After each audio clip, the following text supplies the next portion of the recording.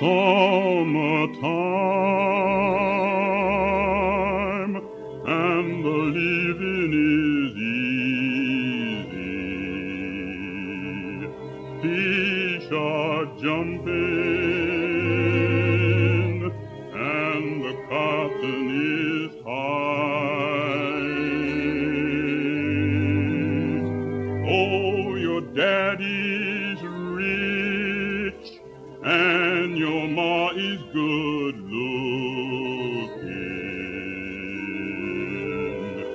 So hush, little baby, don't you cry.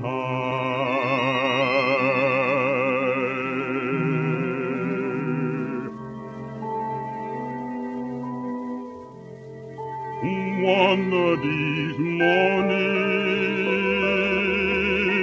you're going to rise up singing. Then you'll spread your wings and you take the sky.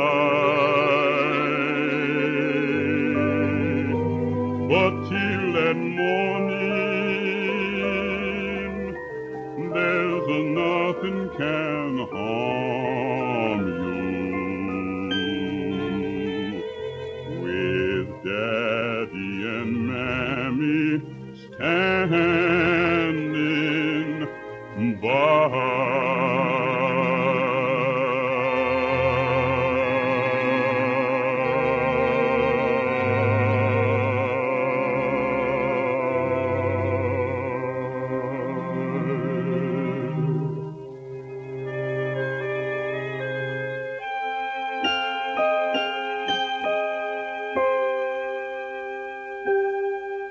Welcome to the Deep Dive.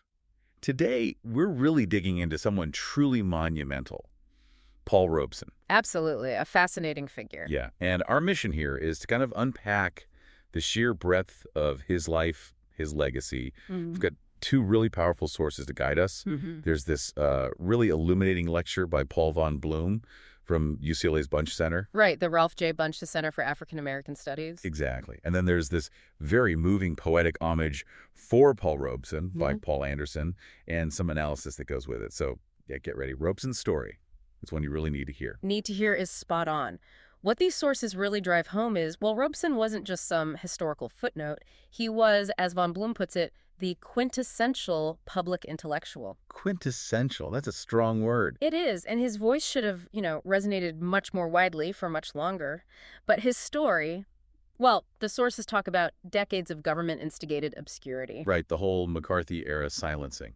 Exactly. A disgraceful removal from the historical record, they call it. So it's only really, really recently that his stories started to properly reemerge. You mean like the centennial of his birth? That was, what, 1998? Yeah, 1998. And then the U.S. postage stamp, that wasn't until 2004. Think about that. So long overdue. Wow. So this deep dive, it's about uncovering that, the deliberate depth of what he achieved.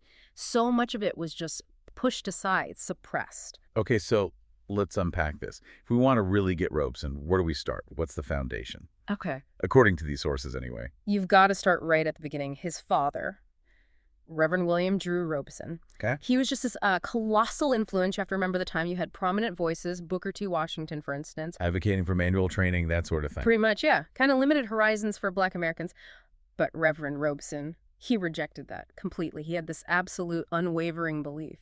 His words were something like, the heights of knowledge must be scaled by the freedom seeker. Scaled by the freedom seeker. Powerful. Isn't it? And he didn't just mean practical skills. No, this was total intellectual liberation. He insisted on Latin, Greek, philosophy, history, literature, the whole spectrum. That really set the course for Paul. And Paul Robeson clearly took that to heart. I mean, his time at Rutgers was at 1915 to 1918. It's just staggering. Right. You hear All-American football star, and that's already huge. But he was also a varsity athlete in baseball, basketball, and track. Incredible athlete, top tier. But even with all that, the sources make it clear his real focus, his deepest commitment, it was intellectual. Elected to Phi Beta Kappa as a junior. Which is, exceptional. And he excelled in oratory, debate, skills that you could see how they'd become crucial later on for his advocacy. Absolutely. Laid the groundwork. And his undergraduate thesis topic, the 14th Amendment, already zeroing in on race, civil rights. Right from the start. And his reading wasn't narrow either. He was diving into Marx, Engels, things that the sources say really informed his worldview for his entire life. And that intellectual drive didn't stop. He goes on to Columbia Law School. And what's interesting is how the sources describe lawyers back then. They weren't just, legal specialists. They were seen as genuine intellectual generalists, committed to reading broadly, way beyond just law, history, public affairs. A different kind of lawyer than maybe we think of now. Well, the source contrasts it with a view of early 21st century law schools, sometimes being seen as little more than high-level trade schools. Robeson really embodied that older, broader ideal. Okay, here's where it gets really interesting for me. How that intellectual side then merges with his art. Yes. He wasn't just studying, he was performing. And it wasn't separate. His stage career was, magnificent. Othello obviously stands out. A landmark performance. And the sources note how he didn't just act it. He researched it meticulously, brought that intellectual weight to the role. He was also a pioneer in film, and this is crucial, he walked away from it. He did, because of the roles being offered. Yeah, the demeaning and stereotypical images of members of his race, as the source puts it. Principle over fame. That says a lot. It really does. And then there was the voice. As a concert artist, recording artist, just incomparable. True. You know that famous line from Toscanini about Marian Anderson? About her voice coming along once in 100 years. Yeah.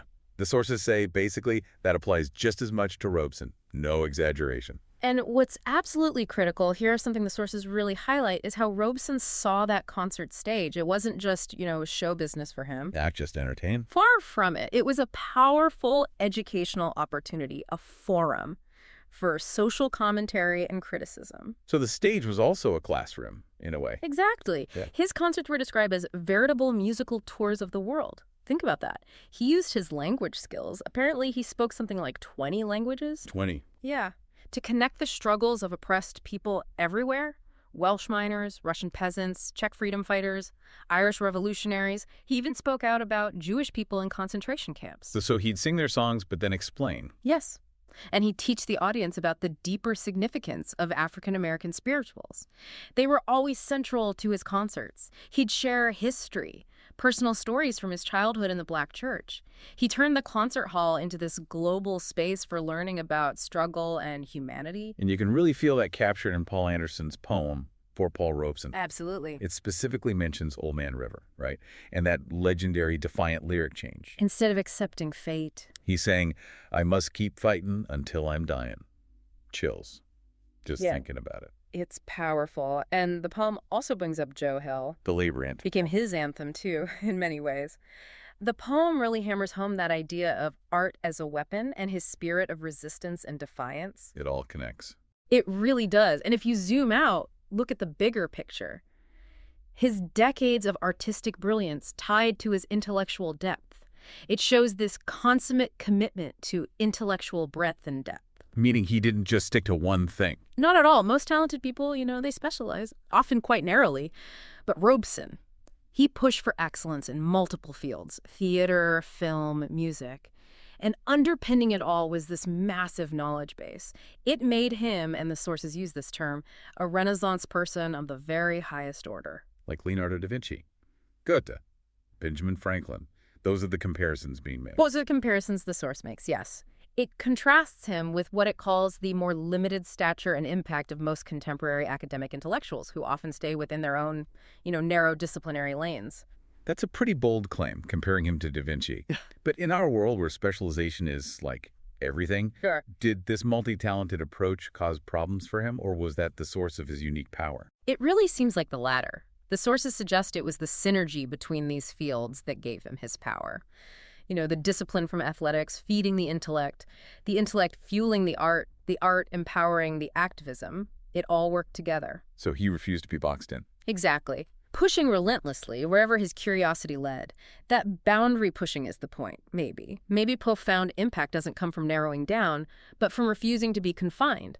It's kind of counterintuitive today, isn't it? It really is. Okay, so beyond the intellect and the art, His life was just steeped in political commitment.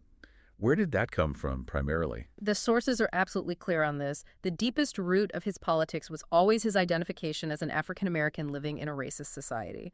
It wasn't abstract for him. He said it himself in his memoir, Here I Stand.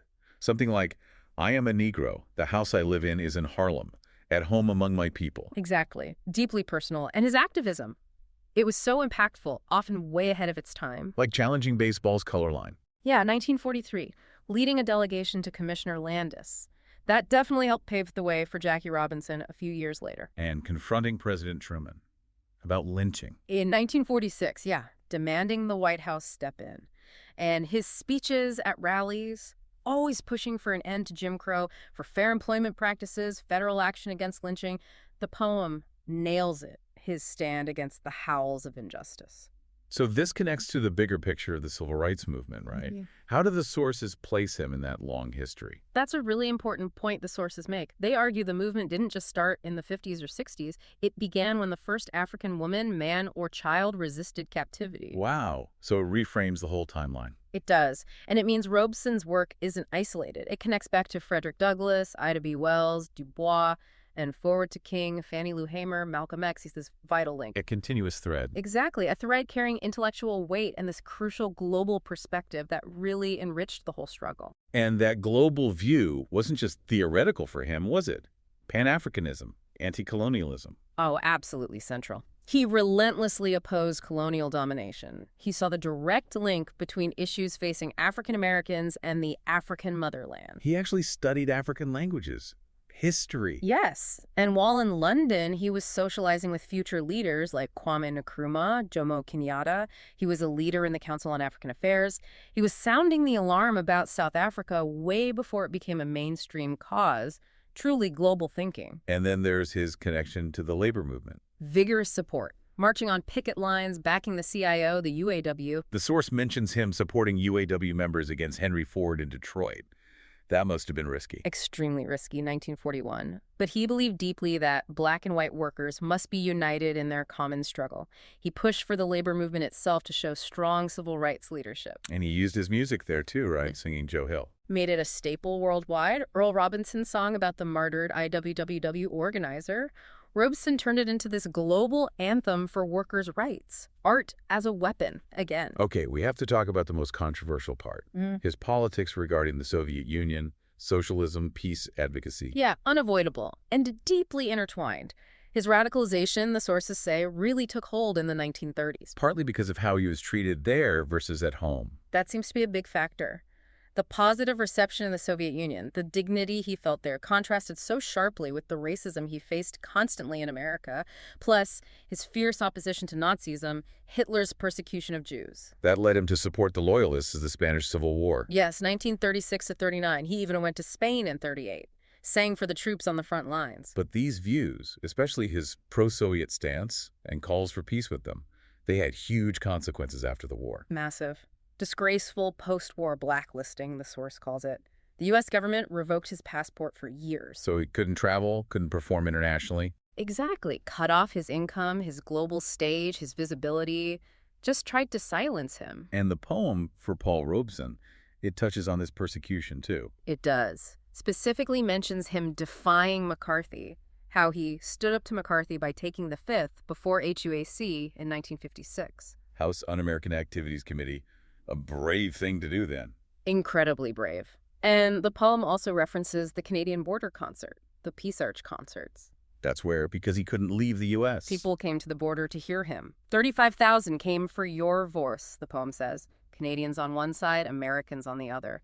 Just to hear him sing across the border, an amazing image of resistance. It really is. The government went to such lengths.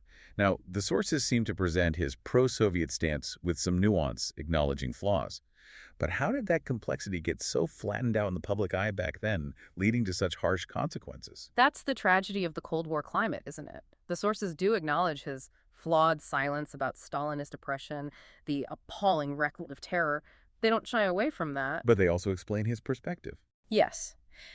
They present his genuine belief, his conviction that capitalism, as he saw it, promoted the most predatory features of human existence: inequality, poverty, racism, misery. He felt these were inherent. And socialism offered an alternative. For him, yes, a socialist transformation, reflecting what he saw as the deepest humanistic features of Marxism. A humanistic Marxism he believed was still valid. And psychologically. Mm-hmm. Being celebrated in Moscow versus facing racism in Washington. You can see how that would weigh heavily. Treated with dignity and acclaim there versus disrespect and disdain often at home. And politically, the sources suggest, he might have genuinely feared that criticizing the Soviets publicly would just fuel Cold War tensions, maybe even increase the risk of nuclear war. It was an incredibly fraught time. Difficult choices. Immensely difficult. But what the sources really emphasize is this. Even if you question some of his positions, his courage, his refusal to be silent, stands in stark contrast to the timidity, sometimes even the complicity, of so many other intellectuals during McCarthyism. So the historical judgment offered is? It's stated very clearly, it is better to be active and occasionally mistaken than to acquiesce in evil. He chose action. He chose to speak out. So bringing this forward, what does Robeson's story, his model, mean for us now? The Von Bloom lecture from 2005 felt his example was urgent then. Yeah, it argued Robeson's model of the engaged, risk-taking public intellectual is desperately needed in this millennium. It drew direct lines to post-9/11 issues. Like the Patriot Act, erosion of civil liberties. Exactly. And the Iraq War, ongoing problems like racism, sexism, homophobia, the wealth gap. The lecture basically said, these fights continue, and we need people willing to take risks, to speak truth to power, like Robeson did. That need hasn't exactly gone away since 2005. Not at all. Robeson's life demonstrates that being an intellectual isn't just about knowing things, it's about using that knowledge. Oh. His global solidarity, for instance, linking struggles here with colonialism abroad, that's a model for understanding how interconnected things are today. Climate change, global inequality. Right. These huge issues demand that kind of broad, engaged perspective. It reminds me of what Noam Chomsky wrote way back in '66 in The Responsibility of Intellectuals. What was that? That intellectuals are positioned to expose governmental lies and to offer humane alternatives to official deception and social injustice. Robeson didn't just get that, he lived it. And paid a heavy price. Paul Robeson's life. It really was monumental, wasn't it? A true polymath, athlete, artist, scholar, activist. Just broke down all the barriers. Athlete who smashed color lines, artist whose voice was, yes, a weapon, a deep scholar, a relentless activist, home and abroad. A global humanist, Yeah. really. The sources say he pushed relentlessly in whatever directions their curiosity moved them, refused to be limited by arbitrary lines, academic, artistic, political. And that whole multifaceted life, that deep commitment to justice, it really is a powerful model for all of us, isn't it? It challenges you to think, how do we use our own talents, our platforms, whatever they are? To speak truth to power. Yeah. To mobilize consciousness, to make a difference in our own time. His legacy is like this enduring call to action. Knowledge, art, even sports, they can all serve humanity. And maybe a final thought to leave folks with. It comes from Robeson himself. Yeah. His final public statement, 1973. It just echoes everything we've talked about. What did he say? I must keep fighting until I'm dying. And Old Man River, he just keeps rolling along. Wow. Still defiant, still connected to that song, but on his own terms. Exactly. And it makes you ask, doesn't it? What does it really mean to commit yourself, your voice, your talents to justice? To ride that river of progress, keep pushing, even when it's hard, even when the journey feels endless. His fight and that river, they keep rolling. A powerful legacy indeed. Thank you for joining us on this deep dive into Paul Robeson's incredible life. We really encourage you to explore more about him. Let his story maybe spark something for you.